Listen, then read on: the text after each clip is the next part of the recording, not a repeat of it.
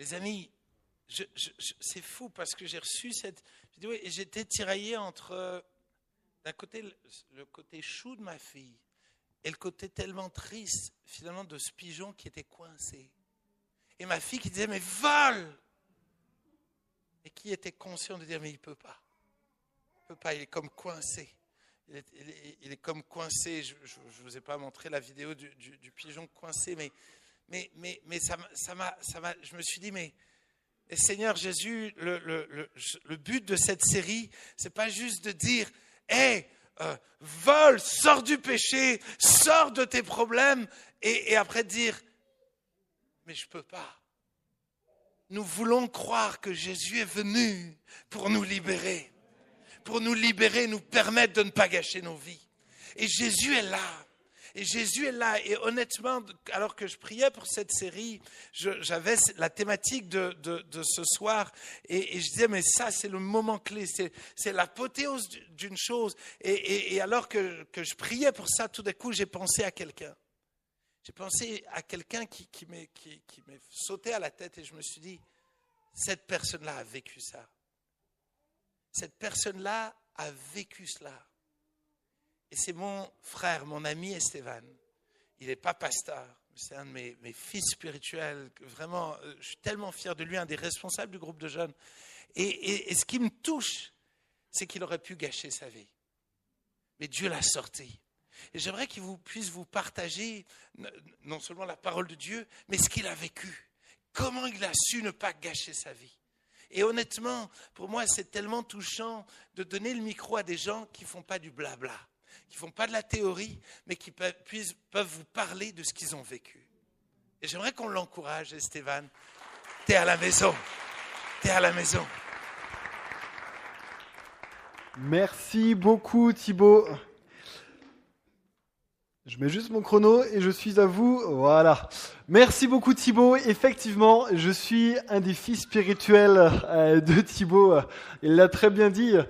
Je dois dire, et j'aimerais aujourd'hui, maintenant que j'ai le micro devant l'église de Strasbourg, juste honorer Thibaut. Thibaut...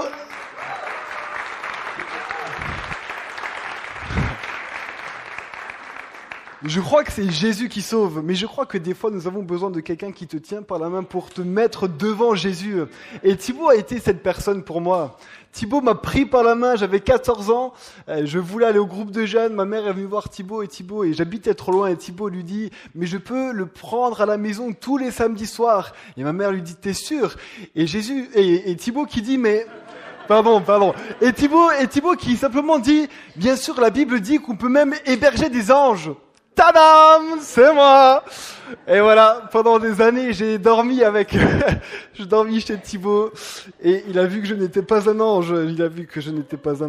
Vraiment, merci beaucoup Thibaut pour l'honneur que j'ai eu de te rencontrer. Je dois dire, aujourd'hui, je suis responsable du groupe de jeunes parce que Thibaut a cru en moi et m'a donné des responsabilités comme ça. J'organise The Rencontre parce que Thibaut un jour a cru en moi. Et m'a simplement projeté vers The Rencontre. Et j'en profite pour tous les jeunes. Le 28 février, soyez sur vos écrans pour vous inscrire à The Rencontre. Quelqu'un connaît The Rencontre ici ? Ouais ? Est-ce qu'il y a des jeunes qui sont ici ? Ah, Renan Claire, oh là. En tout cas, les jeunes, ils se sont pas fait beaucoup entendre. Voilà, comme dit... Je me présente juste, donc je m'appelle Esteban, je suis marié à Manon qui est là-bas et j'ai 2 enfants. Et voilà, je ne travaille pas et je ne suis effectivement pas pasteur. Je suis responsable au groupe de jeunes du coup de la PO de Mulhouse et voilà. Comme ça, et j'ai dit, et j'aimerais simplement commencer maintenant le message et j'aimerais lire avec vous Matthieu chapitre 18, versets 21 à 35. C'est très perturbant parce que je me vois pile là. C'est vraiment très perturbant. Je sais pas comment tu fais Thibaut pour prêcher en te voyant. Matthieu, chapitre 18, versets 21 à 35, j'aimerais voir avec vous la parabole de l'esclave impitoyable. Alors, je ne sais pas s'il y a le PowerPoint qui se lance pour que 2 secondes. Ben, je vais commencer à lire et puis vous réaccrocherez.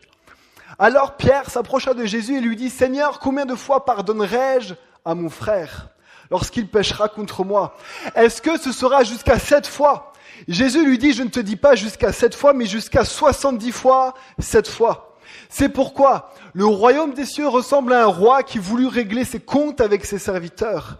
Quand il se mit à l'œuvre, on lui en amena un qui devait 10 000 sacs d'argent. Comme il n'avait pas de quoi payer, son maître ordonna de le vendre, lui, sa femme, ses enfants et tout ce qu'il avait, afin d'être remboursé de cette dette. Le serviteur se jeta par terre et se prosterna devant lui en lui disant « Seigneur, prends patience envers moi et je te payerai tout. » Rempli de compassion, le maître de ce serviteur le laissa partir et lui remit la dette.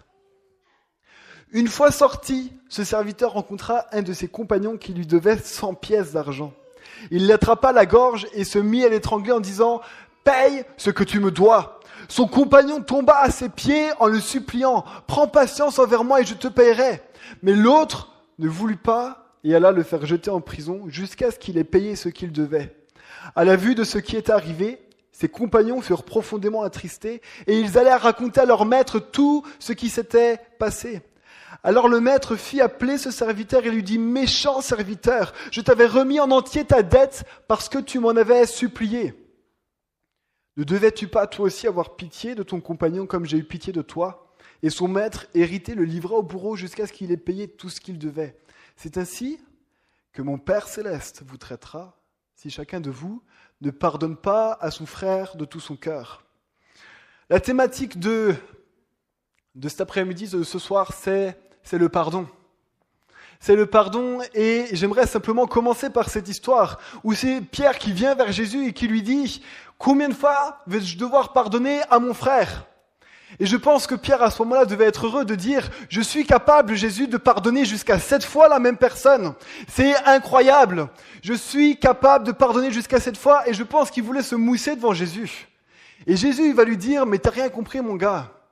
Tu vas devoir pardonner jusqu'à 70 fois 7 fois. » Certains vont comprendre 77 fois, d'autres vont le calculer, vont dire 490 fois.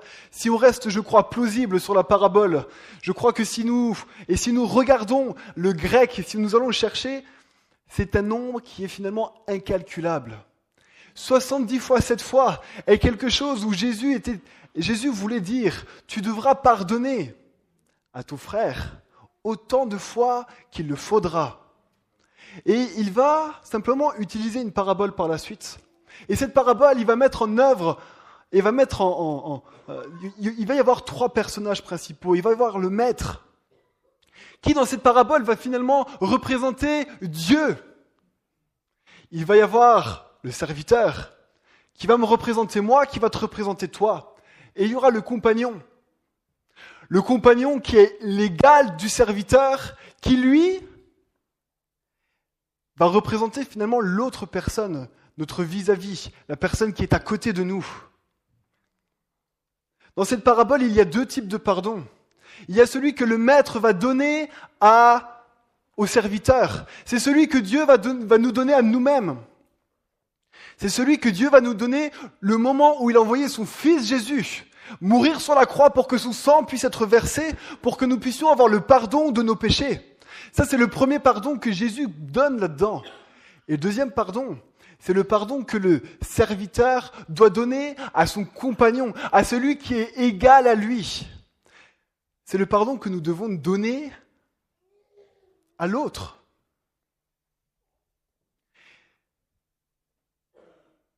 Et ce que je trouvais intéressant, c'est quand tu vas regarder le grec. Moi, je suis ingénieur de formation. J'étais à Strasbourg, j'ai fait l'INSA à Strasbourg. J'aime les chiffres et il y a un rapport entre les 2 pardons.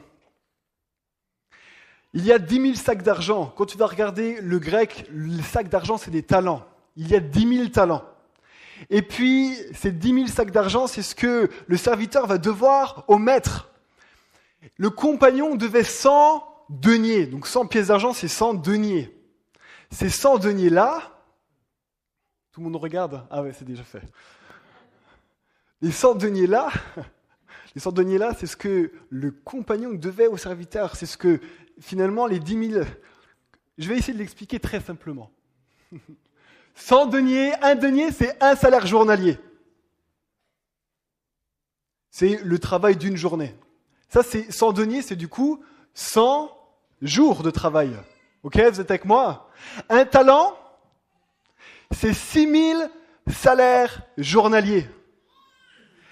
Le serviteur en devait 10 000, soit 60 millions de deniers. En euros. Aujourd'hui, les gens, il y a deux façons de voir les choses. On entend des fois deux sortes de chiffres. Le premier chiffre, c'est quand on va regarder les deniers, c'est en un certain matériau, et puis le talent, c'est en or. Et en vis-à-vis de ce que coûte aujourd'hui le cours de l'or, etc., on arrive à certains chiffres. Mais je préfère représenter la chose vis-à-vis de ce que ça représentait aux gens à l'époque. 100 salaires journaliers, c'est environ, allez, on va dire que nous travaillons tous 217 jours dans l'année. Ça va, vous êtes encore avec moi avec les chiffres ? Ouais, 217 jours, on travaille 217 jours, ok ? 100 salaires journaliers, c'est presque environ la moitié de l'année. J'ai fait un petit calcul. C'est comme si le compagnon finalement devait 7 900 € au serviteur. Quelque chose qui finalement peut être à notre portée de payer ces 7 900 €. Le serviteur devait au maître 4,7 milliards d'euros. Le rapport de force, autrement dit, je crois que dans cette parabole, la chose qui est très forte, c'est que Dieu, le serviteur devait, et nous devons, une énorme somme au maître. Nous devons une énorme somme à Dieu. Quelque chose qui n'est pas remboursable. Il n'est impossible pour nous de le rembourser. Si pour vous, il est possible, venez me voir à la fin, je serai très honoré de vous rencontrer. Il est impossible pour nous de pouvoir payer une telle somme. Mais Dieu a envoyé Jésus, son Fils, pour pouvoir s'acquitter, pour que nous puissions être acquittés de cette dette. Nous avons été pardonnés le jour où nous avons rencontré Jésus. Amen. Cette dette a été effacée. Et le serviteur a voulu récupérer ses 8 000 €. A voulu récupérer ces 8 000 €, a décidé finalement de ne pas pardonner à son frère une si petite offense vis-à-vis de ce qu'il avait fait à Dieu. C'est comme si tu ne pardonnais pas à ton frère une si petite offense alors que Dieu a tout pardonné sur la croix pour toi. Et la fin et la conclusion de cette parabole, c'est que si tu ne pardonnes pas cette petite offense, alors finalement, tu ne seras pas pardonné toi-même. Finalement, tu ne seras pas pardonné. Dieu nous demande de pardonner. Alors, qu'est-ce que c'est que le pardon ? Si je peux te donner une petite définition. Le pardon, c'est tenir une offense. Donc, une offense, c'est quelque chose qui t'a blessé. C'est quelque chose qui t'a fait du mal. C'est de tenir cette offense-là que tu as subie comme nulle. Tu renonces à en tirer vengeance. Tu renonces à le poursuivre. Tu renonces à ce qu'il paye. Le pardon, finalement, c'est ne plus rappeler la faute à la personne quand tu es vis-à-vis de lui.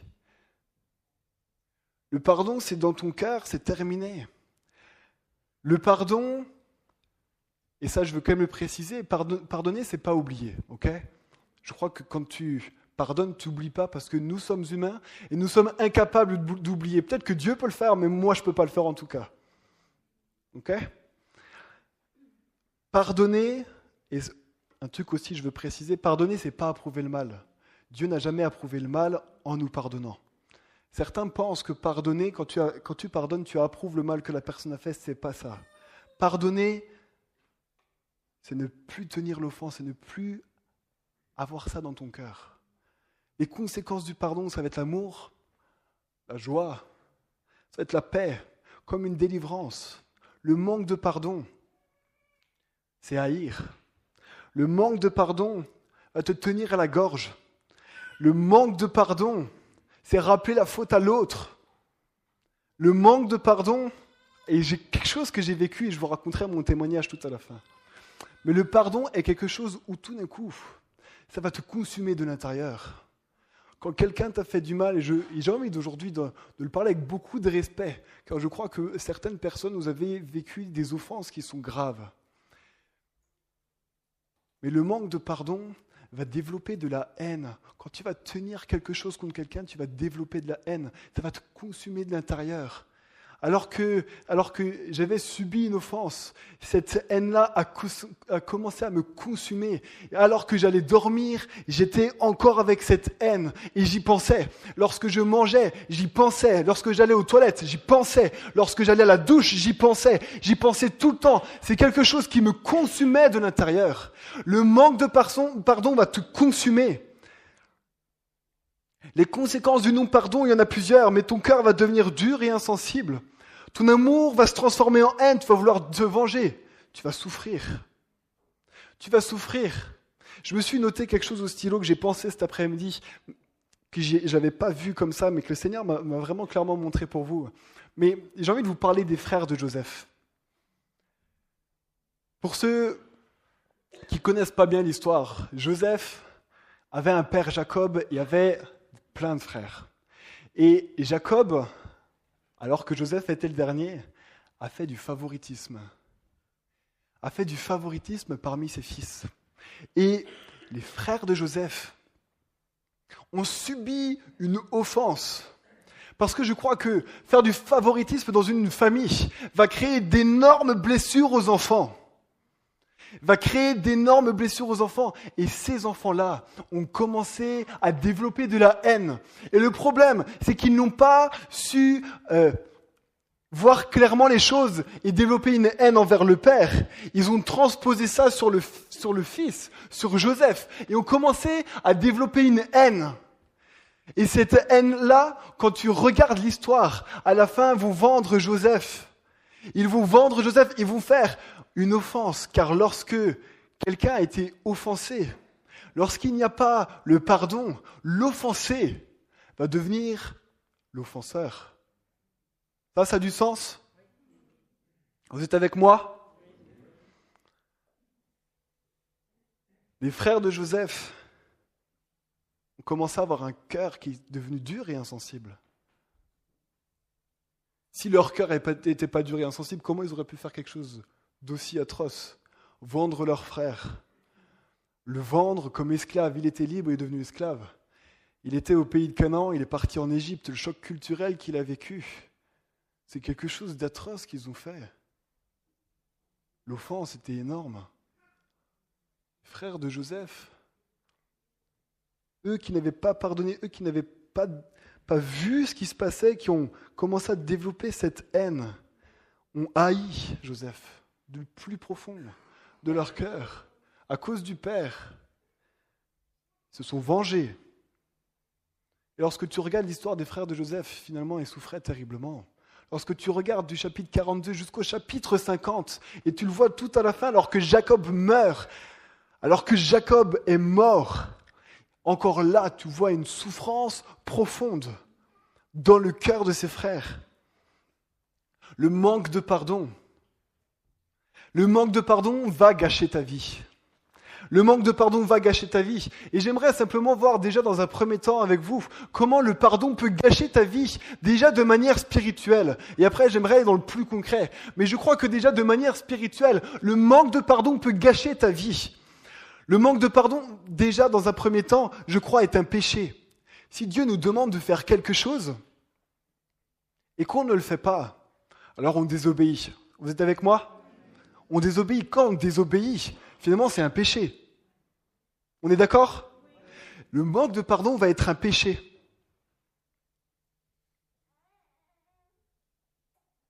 Et j'aimerais aller un peu plus loin dans le manque de pardon. J'aimerais aller voir la racine.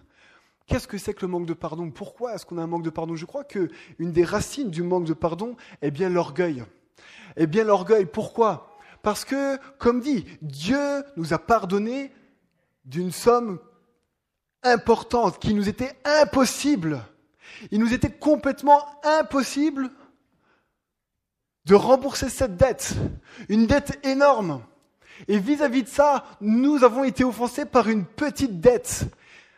Dieu pardonne, lui qui n'a jamais péché, lui qui n'a jamais offensé, pardonne. Et nous, qui offensons, qui faisons également du mal, nous ne pardonnons pas. C'est-à-dire que Dieu qui est saint, Dieu qui est grand, Dieu qui est amour, lui, va va pardonner. Et nous ne pardonnons pas, mais finalement, nous nous mettons au-dessus de Dieu. Nous disons, toi, tu as le droit de pardonner, mais moi, je vais tenir cette offense. Et finalement, par cette façon de penser, ça va être de l'orgueil de dire, je ne vais pas pardonner, je suis au-dessus de Dieu.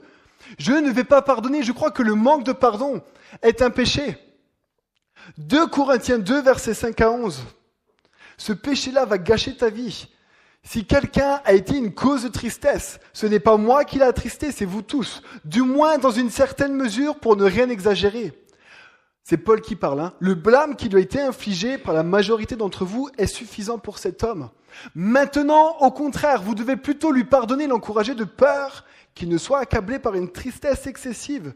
Je vous engage donc à faire preuve d'amour envers lui, car je vous ai aussi écrit dans le but de savoir, en vous mettant à l'épreuve si vous êtes obéissant à tout point de vue. Or, à qui vous pardonnez, je pardonne aussi. Et si j'ai pardonné quelque chose à quelqu'un, je l'ai fait à cause de vous, en présence de Christ, afin de ne pas laisser à Satan l'avantage sur nous, car nous n'ignorons pas ses intentions. Nous n'ignorons pas ses intentions. Satan veut tout faire pour te détruire. Satan est venu pour égorger, détruire et voler. Satan va tout faire. Il va tout faire pour que tu ne pardonnes pas. Et le manque de pardon va laisser un accès à Satan. C'est pas moi qui le dis, c'est Paul. C'est pas moi qui le dis, c'est la Bible qui le dit. Satan va tout faire pour que tu ne pardonnes pas.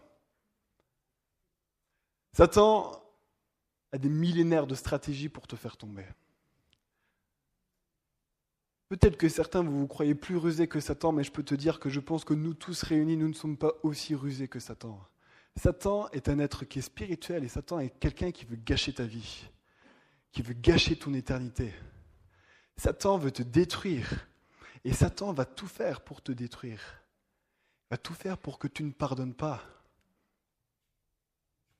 Satan va utiliser une de ses armes qui va être le mensonge, le père du mensonge. Peut-être qu'aujourd'hui tu es là et tu te dis mais je ne peux pas pardonner, ça n'est pas possible. Et je crois que Satan vient dans notre tête et vient nous donner des mensonges. Tu ne peux pas pardonner. Ce n'est pas possible. L'offense est bien trop élevée. Mais moi, j'aimerais te dire ce soir qu'il est possible de pardonner.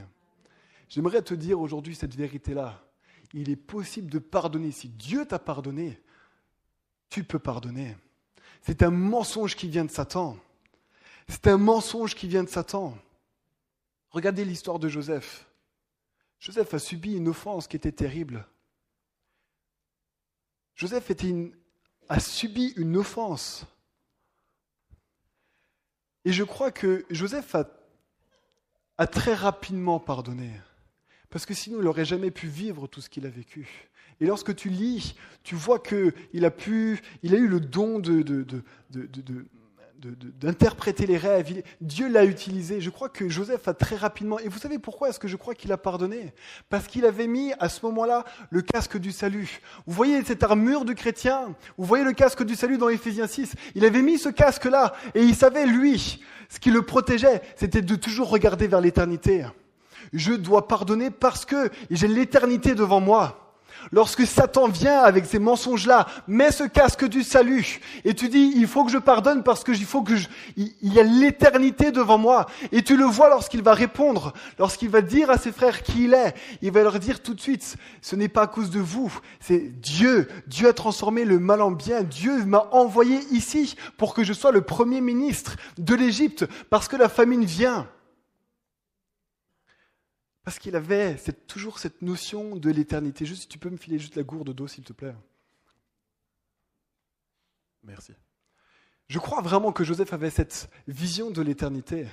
Satan veut te détruire. Satan veut pas que tu pardonnes.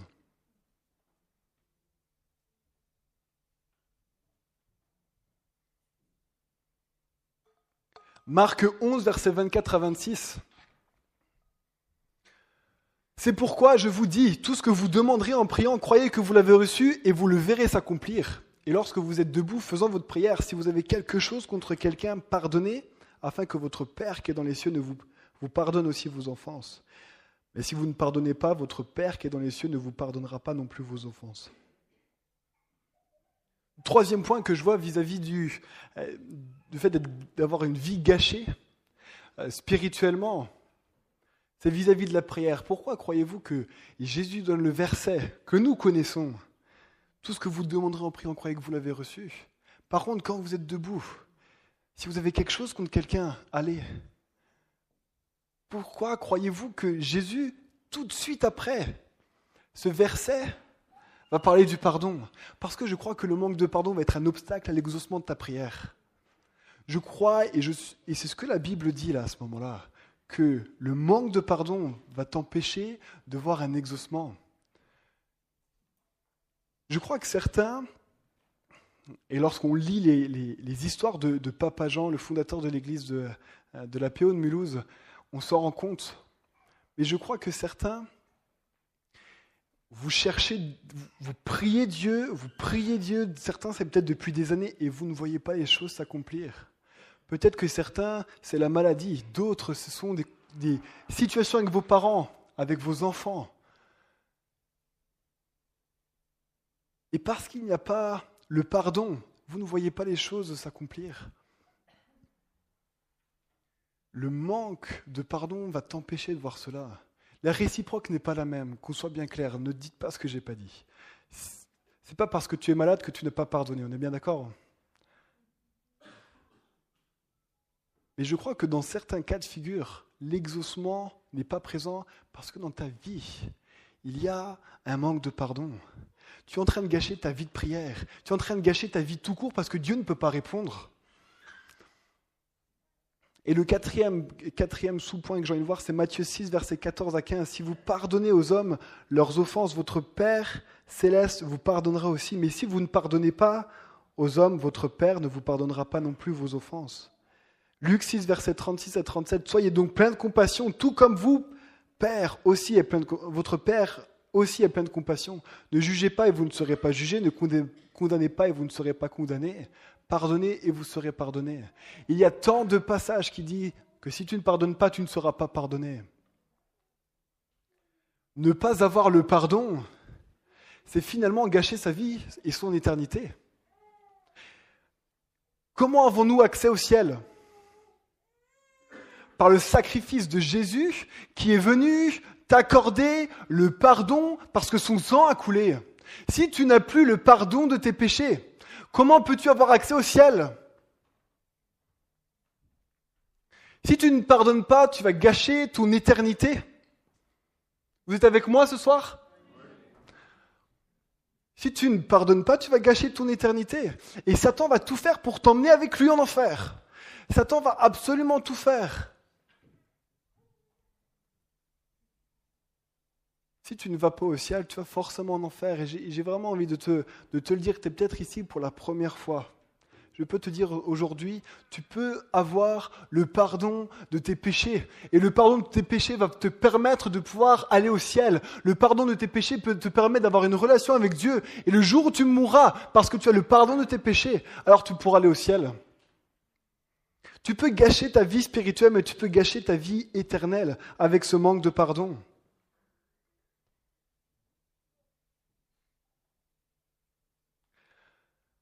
Maintenant, j'ai envie de dire, il faut du coup que nous pardonnons.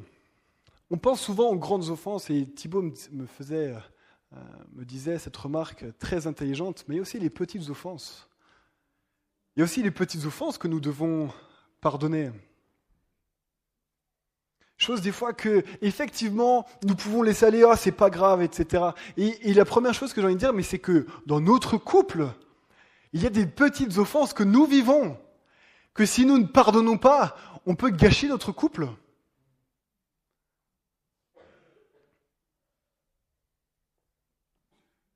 Donc je suis marié avec Manon qui essaie de me prendre en photo depuis tout à l'heure, là, je sais pas ce qu'elle est en train de me faire. Et j'avais une habitude avec Manon, en plus ce que je vais dire là, c'est exactement ce que... je vais devoir me confesser maintenant tout de suite. J'avais l'habitude de casser Manon en public. Bon voilà, ce que je viens de faire une nouvelle fois. Quand on apprenait à se connaître, ça fait 6 ans bientôt qu'on est marié avec Manon, ça fait 9 ans bientôt qu'on se connaît. Et alors qu'on était en train d'apprendre à se connaître et qu'on était ensemble, et qu'on s'est mis en couple d'ailleurs, j'avais une fâcheuse tendance, chose qu'on m'a appris à la PO, c'était de clasher les gens. Et j'aimais Ouais. J'étais à la bonne école avec toi, tu me diras, ouais, c'est ça. Et vous devez supporter Thibaut toutes les semaines, ah là là là là là là, ça c'est... J'avais l'habitude de clasher Manon. Et ce que je savais pas tout de suite, alors je la clashais, j'aimais bien la clasher avec les amis, dans sa famille, dans ma famille. Et ce que je savais pas, c'est qu'à chaque fois que je la clashais, pour rire, elle, ça la blessait. Elle, ça la blessait. Et un jour, généralement, quand on est en couple, on voit quand l'autre va pas trop, il parle plus tellement. Manon, c'est une pipelette, tout coup, elle parle plus trop. Et je suis pas en train de te clasher, je suis en train juste de dire la vérité, fais gaffe. Et voilà, elle me dit ça, ah bon, pardon, vraiment, je m'excuse. Mais Manon m'a pardonné, bien sûr, mais j'aurais envie de vous poser la question, comment pensez-vous que notre couple aurait pu continuer si Manon ne m'aurait pas pardonné là tout de suite, à ce moment-là? Imaginez ce qui pourrait se passer. Tout d'un coup, elle commence un peu à fermer son cœur. Et puis forcément, elle ne me l'a pas dit. Donc du coup, je continue, j'y vais à fond, quoi. C'est tous les jours, dès qu'on voit du monde, j'aime bien faire rire tout le monde, et puis hop là, c'est reparti. Tout d'un coup, elle ferme son cœur. Tout d'un coup, alors qu'on est en train de vivre, c'est mon vis-à-vis, on est tout le temps ensemble. Je veux dire, quand on est en couple, quand on est marié, c'est... Le matin, on se voit, le soir, on se voit, des fois le midi, des fois c'est tout le temps. Et tout d'un coup, elle commence à me reprocher des choses. Je dis, qu'est-ce qu'elle a, elle? C'est quoi ce truc? Et donc, du coup, qu'est-ce que je fais? Mais je rentre dedans, et qu'est-ce que t'as, toi? Puis elle parle pas, elle fait, c'est toi, qu'est-ce que t'as? Et imaginez simplement, à cause d'une petite offense. Mais soyons honnêtes, on est mauvais. Dans notre couple, combien de fois nous faisons des petites offenses? Si nous ne pardonnons pas ces petites offenses, mais quel sera le résultat à la fin? Comment nos enfants vont voir les choses? On peut gâcher notre couple parce que nous ne pardonnons pas les simples petites offenses. Il est tellement important finalement de pardonner les petites choses dans notre couple, mais c'est quelque chose, je crois, qui est intentionnel. Ok, j'ai eu mal, il faut que je pardonne. Il faut que je tienne plus cette offense. Et je vous dirai tout à la fin comment pardonner. Mais il ne faut plus que je tienne cette offense. Proverbe 17, verset 9, c'est des versets, je pourrais les utiliser dans toute la prédication, mais j'utilise maintenant. Celui qui couvre une faute cherche l'amour, et celui qui la rappelle dans ses discours divise les amis. 1 Corinthiens 13, verset 7, l'amour pardonne... Non, ça refait. L'amour pardonne... L'amour pardonne... Tout, même les petites offenses, même les petits trucs.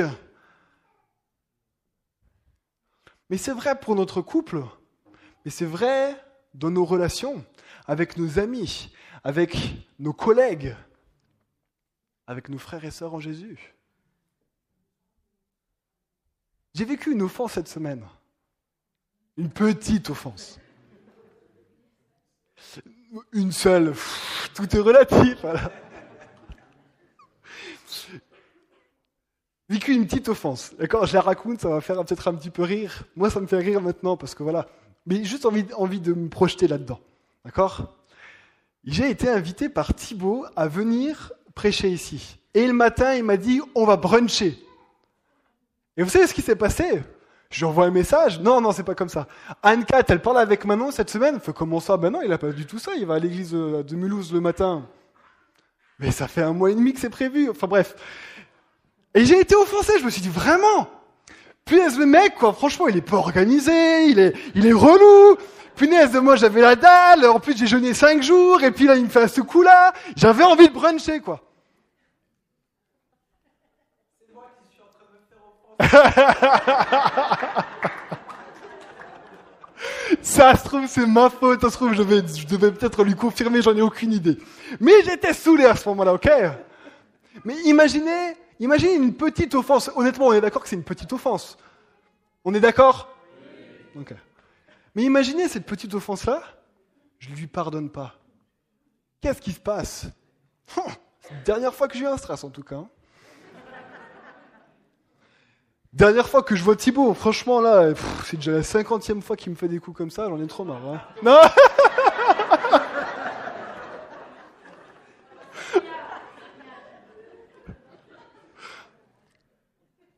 Mais imaginez comment tout d'un coup, à cause d'une petite offense débile, tout d'un coup ça peut entacher ma relation avec lui.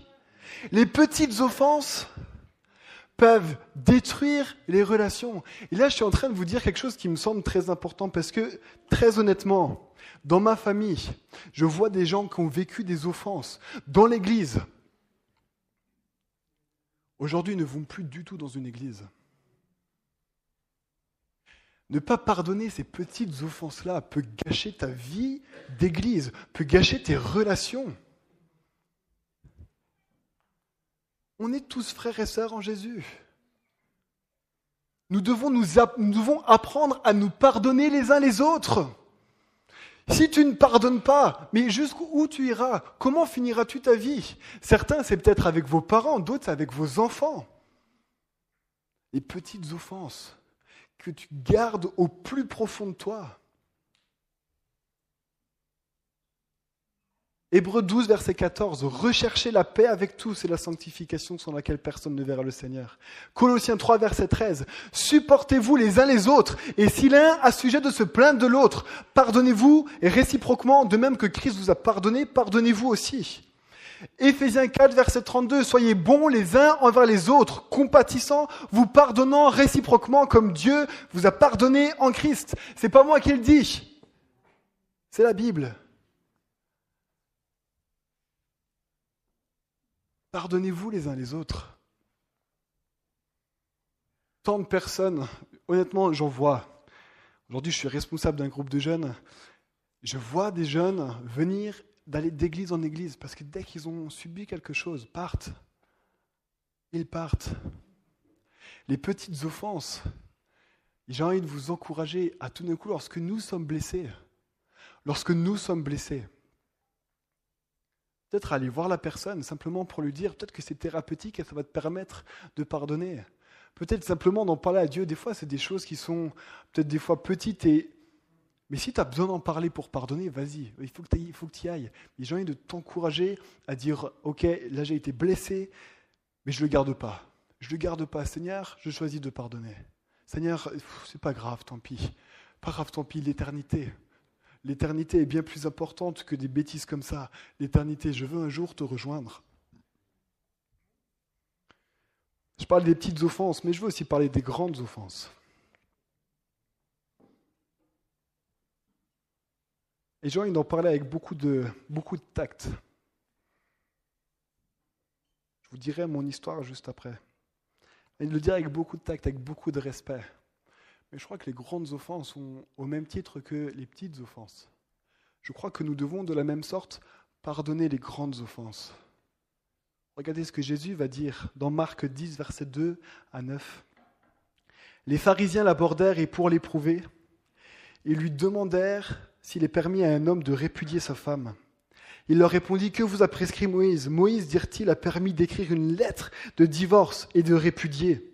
Et Jésus leur dit, c'est à cause de la dureté de votre cœur que Moïse vous a donné ce précepte. Mais au commencement de la création, Dieu fit l'homme et la femme. C'est pourquoi l'homme quittera son père et sa mère et s'attachera à sa femme. Et les deux deviendront une seule chair. Ainsi, ils ne sont plus deux, mais ils sont une seule chair. Que l'homme donc ne sépare pas ce que Dieu a joint. J'ai envie de parler déjà dans un premier temps simplement au couple. J'ai vu ce que faisait l'adultère dans ma famille.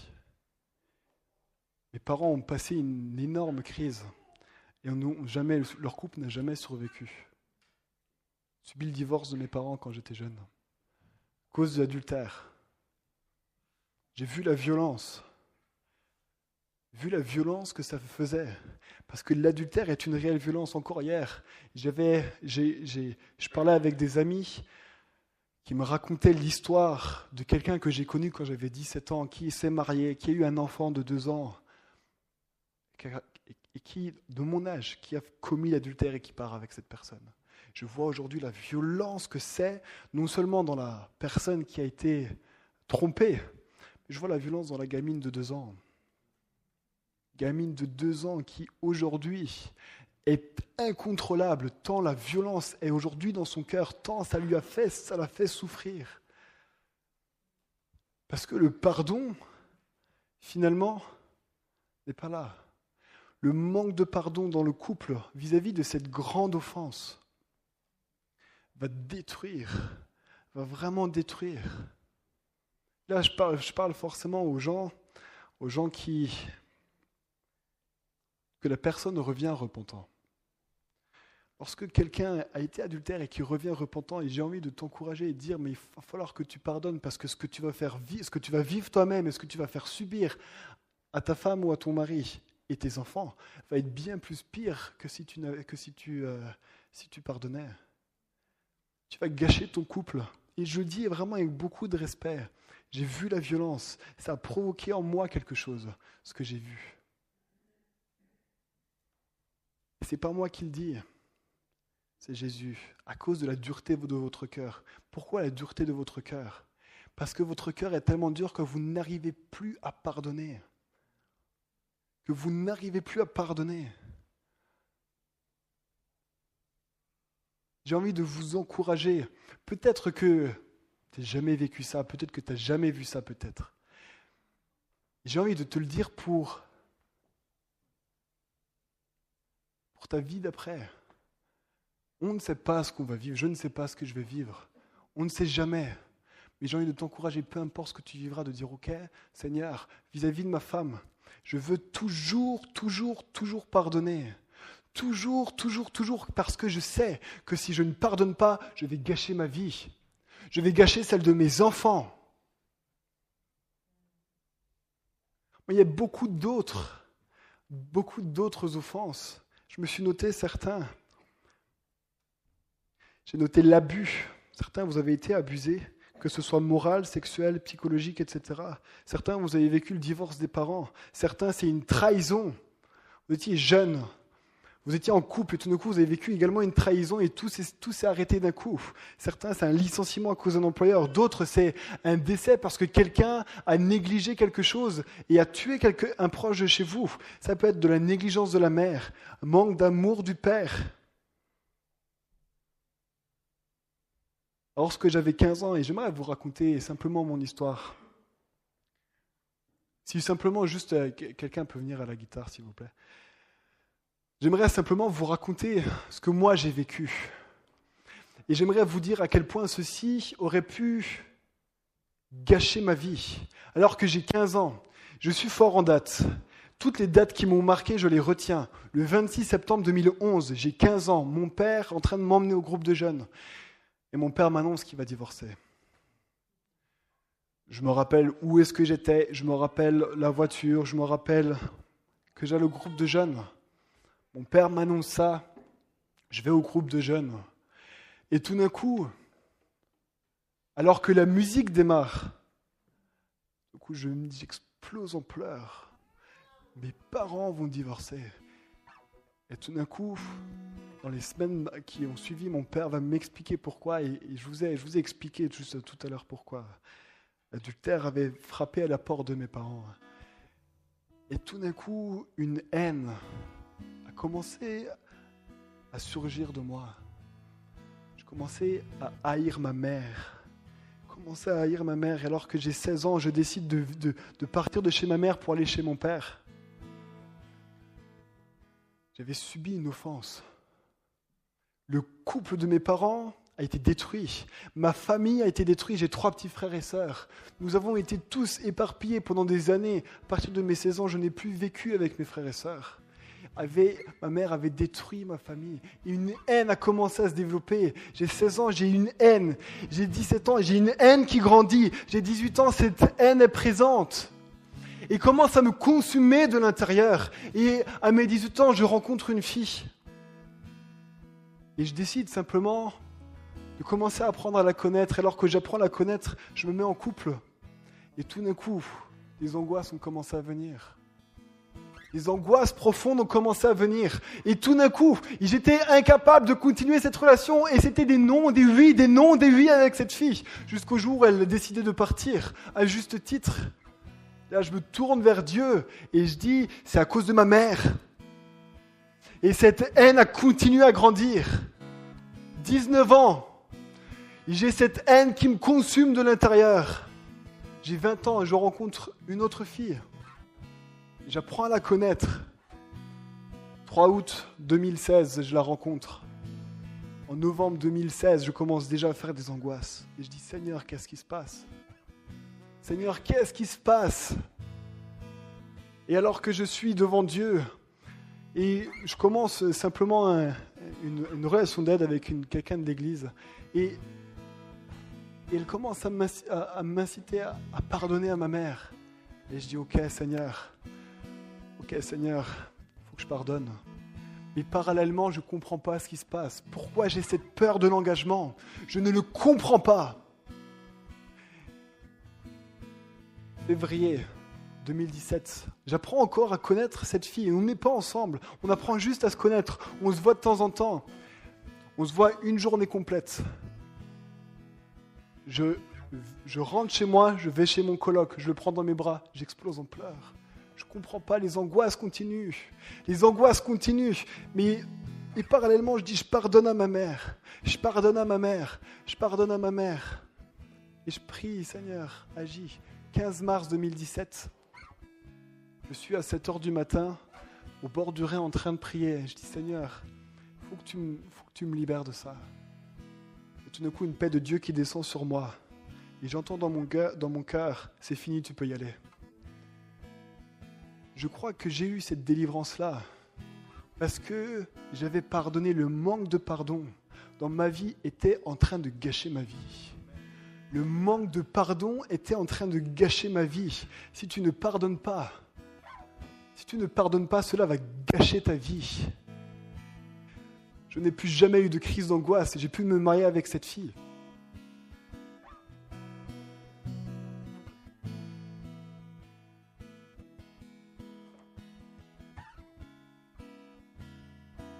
Si tu ne pardonnes pas, tu vas avoir la vie gâchée.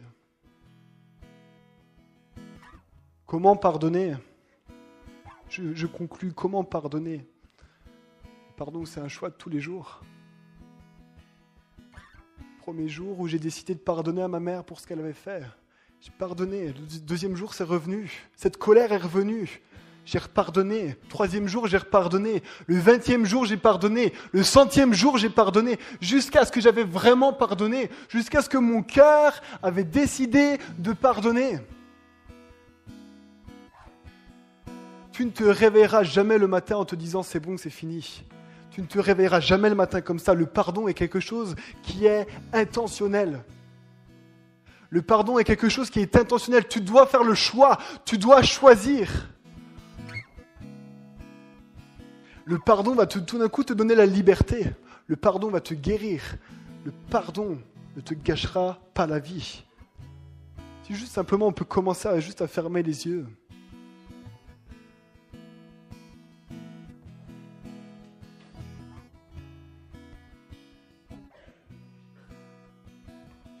Je crois ce soir que Dieu veut faire quelque chose dans nos cœurs. Peut-être que tu es là et que tu as subi une offense. Peut-être que tu es là ce soir et qu'un jour dans ta vie tu as subi une offense, mais que tu n'as jamais pardonné. Et tu vois tant de dégâts dans ta vie. Tu ne comprends pas tout, tu vois tant de choses. Des fois, c'est des choses qui viennent du plus profond de ton cœur et tu ne comprends pas. Il y a comme un mal-être en toi. Tu ne comprends pas ce qui est en train de se passer. Et j'ai envie de te dire, parce que tu as subi une offense que tu n'as pas pardonnée. Et je crois que le Saint-Esprit est là maintenant, en train de simplement traverser les rangées et en train de révéler le manque de pardon. Tu n'as pas besoin d'aller chercher jusqu'à Mathusalem pour savoir. Si tu as un manque de pardon dans ta vie, c'est maintenant que ça se fait. C'est maintenant que ça se fait. Maintenant tu sais. Maintenant tu sais. Maintenant tu sais. S'il y a un manque de pardon dans ta vie, tu vois le visage de la personne en face de toi. C'est peut-être une petite offense. Peut-être que c'en est une grande. Mais j'aimerais aujourd'hui te dire que si tu ne fais pas le choix de pardonner, cela va te suivre toute ta vie. Oui, mais c'est lui qui m'a offensé. C'est à lui de payer. Non, Jésus a déjà tout payé sur la croix pour cela. Maintenant, c'est à toi de pardonner. Maintenant, c'est à toi de remettre la dette à cette personne. Et j'aimerais aujourd'hui te proposer de faire un choix ce soir. J'aimerais aujourd'hui te proposer de faire le choix de pardonner. C'est peut-être le premier jour, mais il y en aura d'autres. Mais j'aimerais aujourd'hui te proposer de faire le choix. Et simplement, pour démontrer que tu fais ce choix, alors que nous avons les yeux fermés, j'aimerais simplement te proposer juste de te lever à ta place, juste pour dire, Seigneur, je m'engage aujourd'hui à pardonner. Je m'engage aujourd'hui à pardonner. Si aujourd'hui quelqu'un ressent dans son cœur qu'il faut pardonner, maintenant je te dis, lève-toi à ta place en prenant l'engagement de pardonner. Simplement, l'Église peut commencer à être en prière pour les gens qui se sont levés. Peut-être que tu es encore là et tu es encore en train d'hésiter. Et tu te dis, je ne peux pas pardonner. Satan est en train de te mentir. Tu peux pardonner. Il est possible que le pardon puisse atteindre ta vie comme il a été fait avec moi.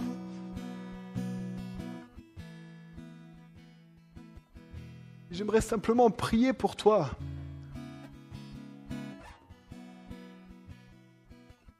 Oh Père, merci pour ta grâce. Jésus, merci parce que tu as déjà tout payé sur la croix pour nous. Jésus, merci. Jésus, tu vois tous mes frères et sœurs qui ont un jour subi une offense. Je ne sais pas ce qu'ils ont vécu. Mais Jésus, toi, tu es là et tu sais. Toi, tu es là et tu sais. Jésus, je te demande maintenant, Saint-Esprit, de venir et de te manifester. Jésus, que le choix qu'ils ont fait ce soir n'est pas un choix qui a été fait à la va-vite, mais qui est un choix qui dure dans le temps, qui est un choix qui est marqué au ciel et qui va être regardé par toi. Jésus, je te demande de te manifester maintenant dans leur vie. Je te demande maintenant de manifester dans leur cœur. J'aimerais simplement, juste pour les personnes qui se sont levées, je crois et je sais que lorsque le pardon est là, la liberté est là, la guérison est là. Et peut-être que tu es là et tu es debout et tu as encore besoin d'avoir un exaucement à la prière. Eh bien, j'ai envie de t'encourager juste. Avance-toi, nous allons prier pour toi. Nous allons prier pour toi. Si quelqu'un est ici et qui a juste besoin de prière, parmi les personnes qui sont levées, quelqu'un a besoin de prière vis-à-vis de l'appel, juste viens et avance-toi. Nous allons prier pour toi.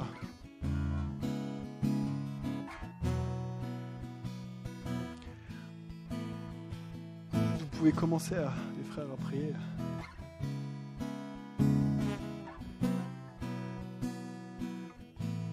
Et j'aimerais encore faire une dernière chose.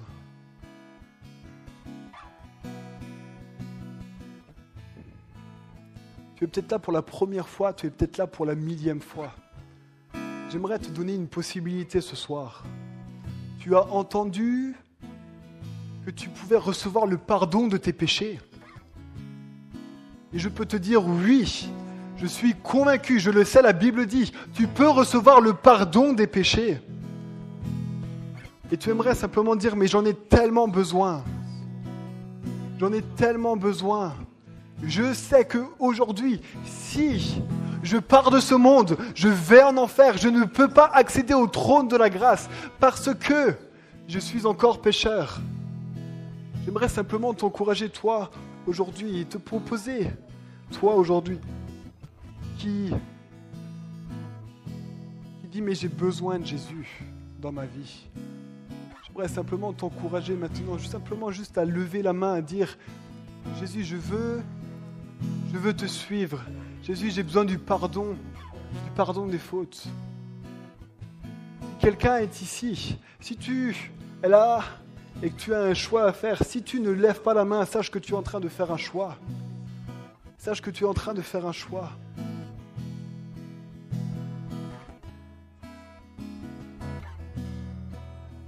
Et j'aimerais juste te proposer à toi aujourd'hui qui a levé la main. J'en ai vu, juste simplement à venir également. Pour ceux qui en haut, vous pouvez descendre et simplement venir afin que nous puissions également prier pour toi.